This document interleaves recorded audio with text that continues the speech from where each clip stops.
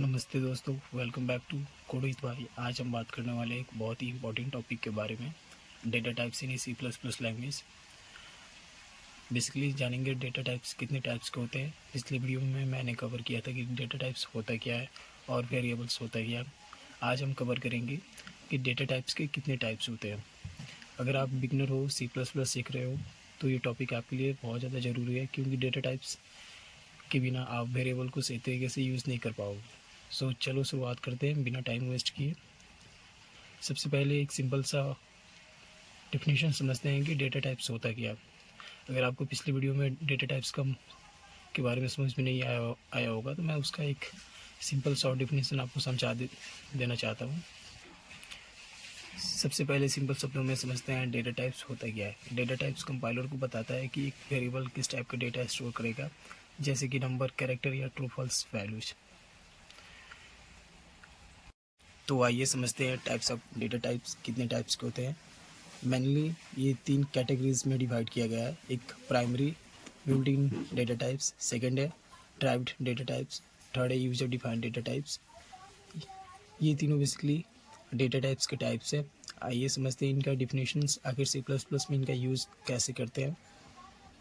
जो first topic है, first types है प्राइमरी और बिल्ट इन डेटा टाइप्स। इसके बारे में समझते हैं। यहाँ पे दिया होगा कि primary built in data types, इसका डिफिनेशंस मैंने लिख दिया है, जिससे आपको समझने में बहुत इजी रहेगा। आप अच्छे से नोट्स प्रिपेयर कर सकते हो। डिफिनेशंस ये दिया है कि these are the basic data type that comes built into the C++ language, you can use them directly in your program. इसके कहने का मतलब ये है, ये वो डेटा टाइप्स हैं जो C++ लैंग्वेज के अंदर ऑलरेडी डिफाइन होते हैं। इसका यूज़ हम डायरेक्टली कर सकते हैं हम अपने प्रोग्राम में। अगर हम चाहते हैं कि अपने प्रोग्राम में मैंने डेटा टाइप्स ही डिफाइन, प्राइमरी डेटा टाइप्स का डिफिनेशन हम लोगों ने समझ लिया। अभी जो बाकी है डेटा टाइप्स एग्जांपल और डिस्क्रिप्शन समझना बाकी है। आइए समझते हैं डेटा टाइप्स में, जैसे इंट, फ्लोट, डबल, कैर, बूल, वाइड। ये आपको शो कर रहा होगा। एग्जांपल भी उसके साथ लिख दिया और डिस्क्रिप्शंस मैंने लिख दिया।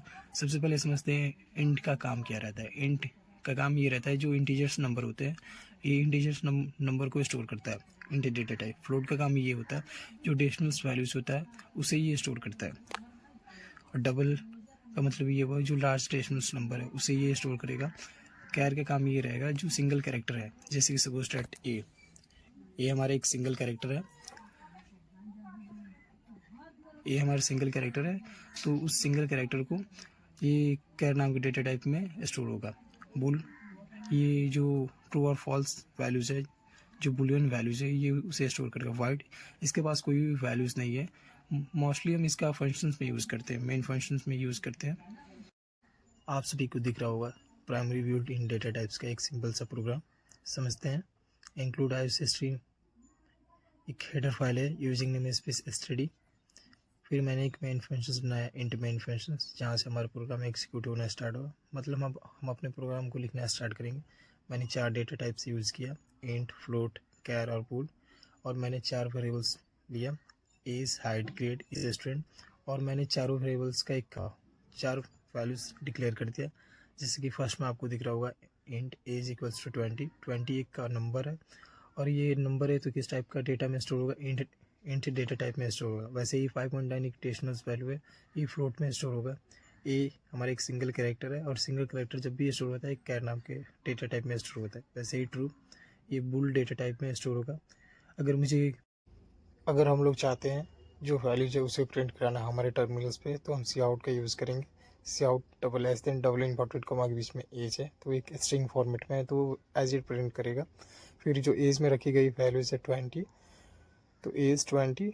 इंडल का यूज़ इसलिए करते हैं क्योंकि ये कर्सर को नेक्स्ट लाइन में मूव करते हैं। फिर रिटर्न 0 का इसलिए मैंने यूज़ किया क्योंकि ये हमारे प्रोग्राम को सक्सेसफुली बताता है कि आपका प्रोग्राम सक्सेसफुली टर्मिनेट कर गया है। फर्स्ट पॉइंट हमारा ये दिया है कि explanation of this code. First point, here we have used different data types of store different types of values. हम लोगों ने different data types का यूज़ करके different types of values store किया। सेकेंड ये दिया, इस variables hold specific data types of data, मतलब प्रत्येक वेरिएबल से specific types of data hold करता है। अभी जो बाकी है हमारा ड्राइव डेटा टाइप्स, जो हमारा सेकेंड डेटा टाइप्स का टाइप्स है। आइए समझते हैं कि इसका मतलब होता है क्या। डिफिनीशन ये दिया है कि derived data types are those which are created using the primary data types. They helps in storing और मैनेजिंग कॉम्प्लेक्स डेटा। इसके कहने का मतलब यह है कि अब आते हैं ड्राइव डेटा टाइप्स पर।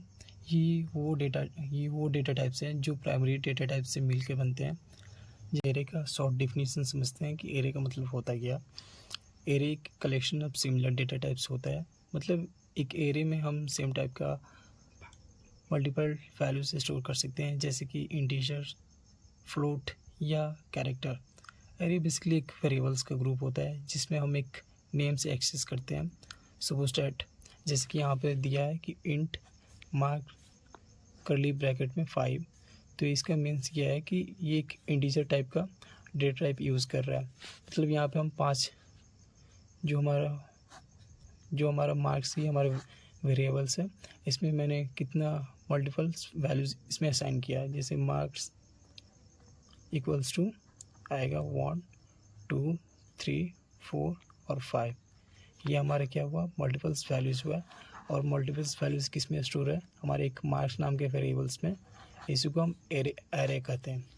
सेकंड ये दिया है पॉइंटर। यहाँ पे मैंने पॉइंटर का भी डिफिनेशंस एक डिस्क्रिप्शंस लिख दिया है कि store the address of the another variables. ये क्या करता है कि अनदर वेरिएबल्स का एड्रेस ये स्टोर करता है। रेफरेंस का मतलब ये है, डिस्क्रिप्शन में आपको शो हो रहा होगा an alternate name for a variables के लिए एक अल्टरनेट नेम है। एग्जांपल्स दिया होगा int reference equals to num semicolon. फिर आपको शो हो रहा होगा फंक्शंस बेसिकली ये किसी भी स्पेसिफिक टास्क के लिए परफॉर्म करता है। जैसे एग्जांपल शो हो रहा होगा इंट एक डेटा टाइप है। ऐड नाम का मैंने फंक्शंस बनाया जहाँ पे मैंने 2 वेरिएबल्स को डिक्लेयर किया, इंट ए और इंट बी। डेटा टाइप्स का फर्स्ट और सेकंड पार्ट हम लोगों ने समझ लिया। अभी जो फिलहाल बाकी है थर्ड हमारा है user defined data types. Definitions समझते हैं। Where the programmers can create their own data structure according to their requirement.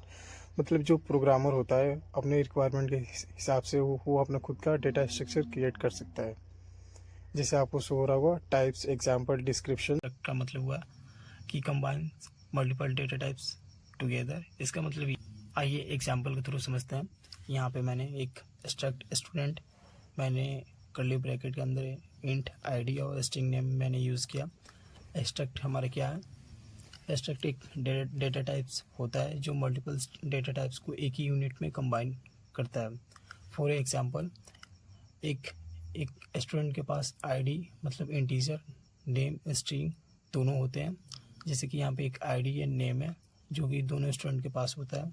और ये जो आईडी जो हमारा इंट और नेम क्या एक स्ट्रिंग है, ये दोनों अलग अलग डिफरेंट टाइप्स का डेटा है। और ये जो दोनों डिफरेंट टाइप्स का डेटा को मतलब एक साथ जोड़ने के लिए किसका यूज़ करते हैं हम, स्ट्रक्ट नाम का, स्ट्रक्ट जो डेटा टाइप्स है इसका यूज़ करते हैं। तो ये डिस्क्रिप्शंस में आपको दिया। सेकेंड ये दिया है क्लास। मैंने एक कार नाम का क्लास बनाया। और जब भी हम क्लास यूज़ करेंगे ऑब्जेक्ट ओरिएंटेड प्रोग्रामिंग लैंग्वेज में इसका यूज़ करेंगे। ओप्स के कंसेप्ट में यूनियन डेटा इंट आई फ्लोट एफ। ये इसका डिस्क्रिप्शन ये दिया है कि store the multiples data types in the same programming locations. मतलब जो मल्टीपल्स डेटा टाइप्स है वो सेम मेमोरी लोकेशंस में स्टोर करता है। मतलब यूनियन का मतलब ये हुआ कि यूनियन एक डेटा टाइप है जो एक ही मेमोरी लोकेशंस को शेयर करता है for the storing the different types of the data. मतलब एक टाइम पे सिर्फ एक ही वैल्यूज को एक्टिव करता है, या तो इंटीजर हो या तो फ्लोट हो। तो इसका मैंने डिस्क्रिप्शन समझ लिया। अभी जो बाकी है enum day open curly bracket में सम मंडे ट्यूसडे। इसका डिस्क्रिप्शन समझ लेते हैं। Store the name constant values. जो एनम है, एनम एक यूजर डिफाइंड टाइप्स है जो नेम कंस्टेंट वैल्यूज़ को स्टोर करता है। मतलब instant of using the numbers हम मीनिंगफुल नेम्स यूज़ कर सकते हैं, इसलिए हम एनएम का यूज़ करते हैं। जो लास्ट बचा है typedef and marks give new name to any existing data types.